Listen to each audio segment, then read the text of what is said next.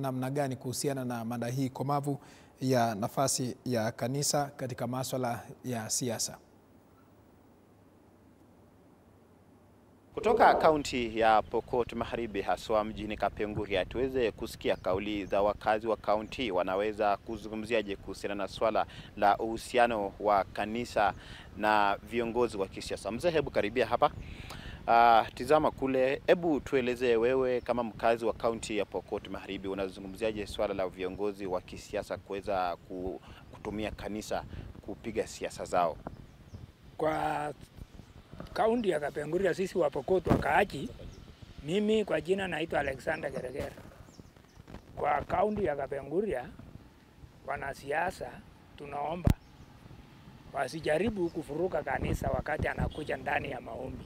Waombe na watoe sadaka zao, watoke. Kama wanataka siasa zao, waite baraza yao, wafanyie nje ya kanisa. Na tunakemea wala analeta furuku ndani ya kanisa na kufanya masiasa ndani ya kanisa. Sisi kama wa Pokot hatutakangi hiyo tabia. Bale ni takatifu ya Mungu. Aite baraza yake nje, aende afanyie vitu zake nje huko. Na hatutaki wanasiasa ya kuongeleanga mambo mbaya katika kanisa. Hata kwa Kenya mzima naomba tu. Na kwa kuelekea kisiasa sasa, siasa bado.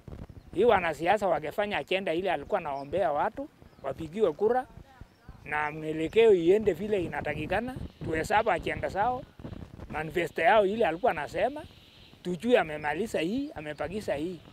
Sasa ameanza kufuruka tu kuusana, kusema maneno mengine si ile alikuwa anasema. Hapo ndio tunaambia wanasiasa wajihadhari, wasirudie maneno ya kudanganya. Wafanyange ile aliahidi watu.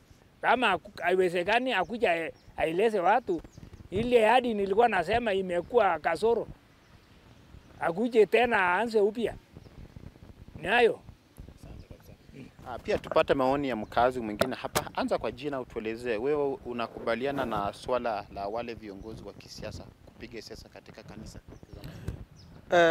Kwanza kwa majina naitwa Isaac Mustolo Tinyang, mkaaji ya hapa Kapenguria. Jambo hili limekuwa kuu sana ambalo wanasiasa wanajaribu kupika sera wakitumia pulpit ya wachungaji, ambalo hiyo kitu ambayo wanapiga sera zao kutumia pulpit ya wachungaji. Sisi maoni yetu katika kaunti hii ya Pokot Magharibi tunasema ya kwamba hiyo jambo halitakani kabisa. Wacha pulpit ziwe pulpit ya kuhubiria watu. Watu wanapokuja kanisani, wanakuja kanisa kupata kubarikiwa katika mioyo zao, lakini sio kuletewa vikwazo ya wengine. Ndiposa bado tunaomba wanasiasa, kama wewe unajiita kiongozi, wewe unajiita mwanasiasa, hakikisha ya kwamba unapokuja kanisani usilete sera zako ambazo uko nazo kanisani. Lete mambo mazuri kanisani. Kama for example uko na unataka kubariki mchungaji, si lazima uonyeshe watu ya kwamba mimi nataka kubariki mchungaji na kitu fulani. Hapana, unamuita tu mchungaji kama mchungaji, kuja unifuate na unambariki mchungaji. Lakini kupiga sera kutumia pulpit ambaye walijenga madhabahu hayo kusema kwamba ni ya kuhubiria neno la Mungu, sio haki na sio nzuri.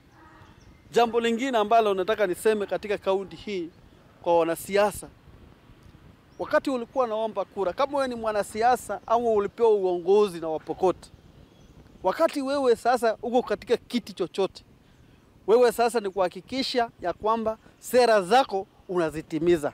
Kama unatafuta kiti yoyote, wewe sasa hivi ni kuunda sera ipi ambayo utakuja kuuzia Wapokot ndio wewe ufanye kazi.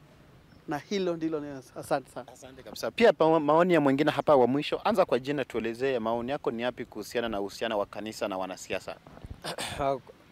Kwanza mimi ni mkaaji wa Kapenguria, jimbo la Pokot Magharibi, naitwa Albert Kariwo. Kwa hii swala la wanasiasa kutumia madhabahu kupika siasa, I condemn it in the strongest terms as possible. The platform has been made to be the holy place. It is not. Now our politics are using as a politics tools. Mimi nasi wanasiasa wakome kutumia madhabahu ya kanisa kupiga siasa. Sawa. Asante kabisa.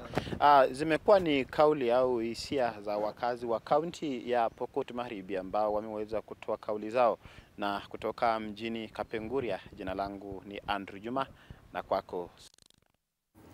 Asante sana.